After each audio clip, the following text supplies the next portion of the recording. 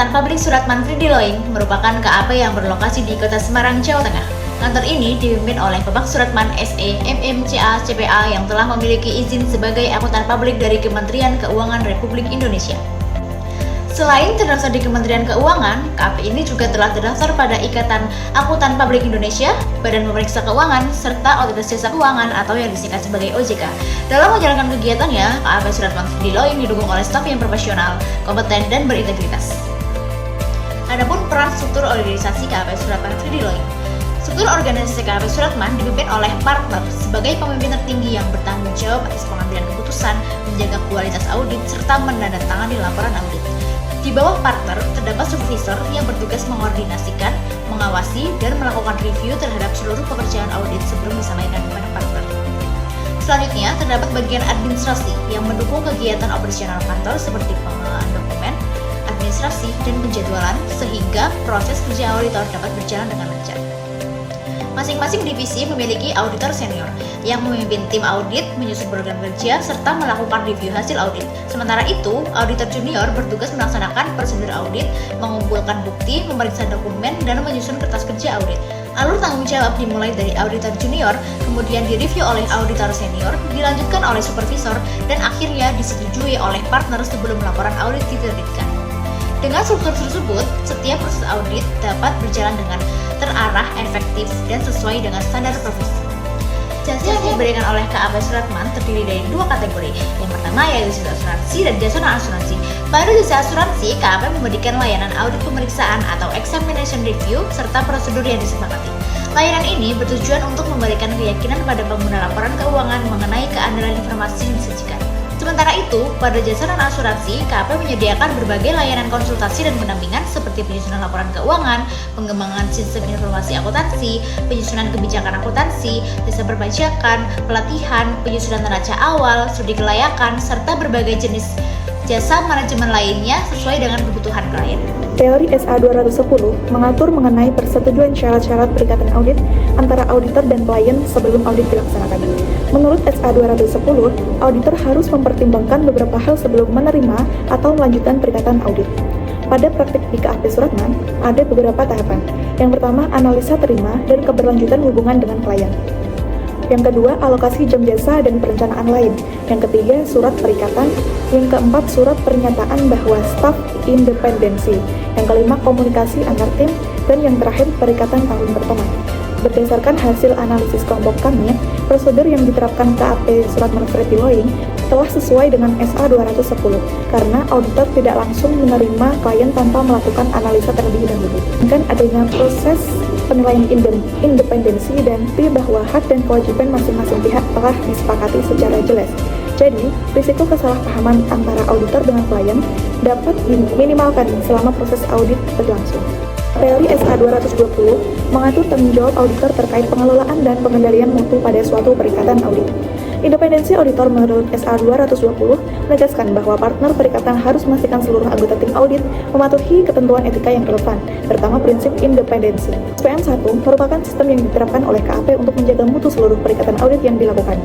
Pada praktik di KAP Suratman Friedy Loing, KAP Suratman Friedy Loing menjaga independensi staf dengan memastikan bahwa yang pertama tidak memiliki hubungan keluarga dengan klien, yang kedua tidak memiliki kepentingan keuangan baik secara langsung maupun tidak langsung pada klien, yang ketiga tidak memiliki hubungan bisnis dengan klien yang diaudit, yang keempat tidak pernah bekerja atau memberikan jasa kepada klien dalam kurun waktu 2 tahun terakhir, yang terakhir tidak terlibat secara langsung maupun tidak langsung dalam kegiatan objek audit.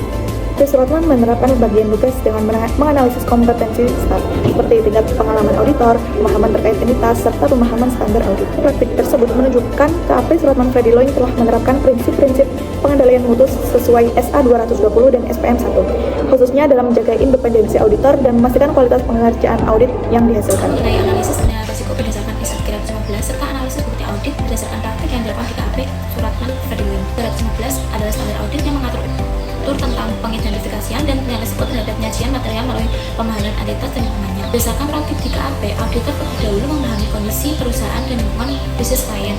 Auditor juga mengidentifikasi peraturan yang relevan dengan perusahaan serta menentukan akun-akun yang berpotensi mengalami salah satu material seperti akun ekuitas dan liabilitas imbalan jasa kerja. Selanjutnya, auditor melakukan prosedur analisis awal menggunakan analisis vertikal dan horizontal untuk melihat perubahan signifikan pada laporan keuangan.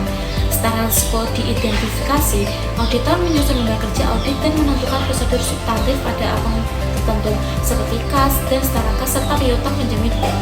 Di praktik tersebut dapat dianalisis bahwa KAP telah menerapkan SA315 dengan baik karena auditor tidak langsung melakukan pemeriksaan rinci, tetapi lebih dahulu melakukan identifikasi dan penilaian risiko.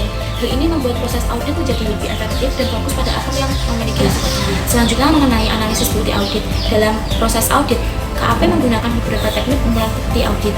Yang pertama ada inspeksi, yaitu pemeriksaan fiksi terhadap dokumen. Yang kedua ada observasi, yaitu auditor memahami proses pencatatan dan dokumen perusahaan untuk memastikan kesesuaiannya dengan kondisi sebenarnya. Yang ketiga ada konfirmasi, yaitu auditor mengirim surat konfirmasi bank dan menerima balasan konfirmasi sebagai bukti audit dari pihak eksternal.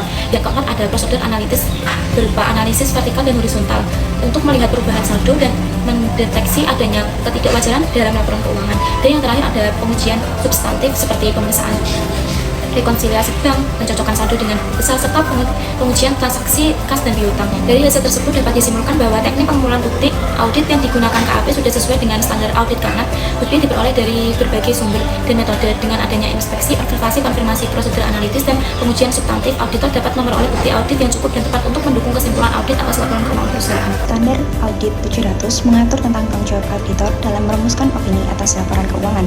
Auditor wajib memperoleh keyakinan memadai bahwa laporan keuangan telah bebas dari salah saji material, baik karena kecurangan maupun kesalahan. Opini ini merupakan kristalisasi dari seluruh proses audit, di mana auditor menilai apakah laporan keuangan telah disusun sesuai dengan kerangka laporan keuangan yang berlaku. Kemudian praktik di KAP Suratman Friedy Loing telah menggunakan perangkat lunak Atlas untuk memastikan kepatuhan terhadap SA700.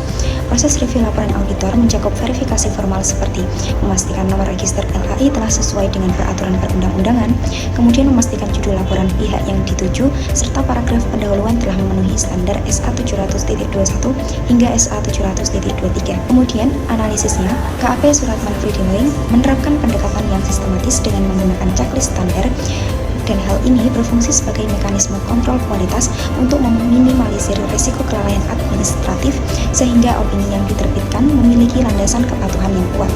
Kemudian, teori SA320 adalah materialitas, saran kesalahan penyajian yang dapat mempengaruhi keputusan ekonomi pengguna laporan. Auditor menetapkan materialitas pada tahap perencanaan guna menentukan sifat dan luas prosedur audit. Kemudian, praktiknya di KAP Suratman Friedy Loing, KAP Suratman Friedy Loing menetapkan parameter materialitas yang terukur dalam aplikasi Atlas, yaitu materialitas keseluruhan ditetapkan sebesar 10% dari laba sebelum pajak. Kemudian yang kedua, materialitas pelaksanaan ditetapkan sebesar 50% dari materialitas keseluruhan. Kemudian yang ketiga, nilai salah saji material yang tidak dikoreksi ditetapkan sebesar 5% dari materialitas pelaksanaan. Kemudian yang terakhir, selain itu KAP Suratman Friedy Loing menggunakan specific materiality untuk akun-akun dengan risiko kesalahan lebih tinggi. Analisisnya dari KAP Suratman Friedy Loing menunjukkan manajemen risiko yang adaptif. Auditor menyadari bahwa materialitas bukanlah angka yang mutlak, melainkan bersifat dinamis yang akan terus diuji dan dikoreksi berdasarkan temuan selama proses audit.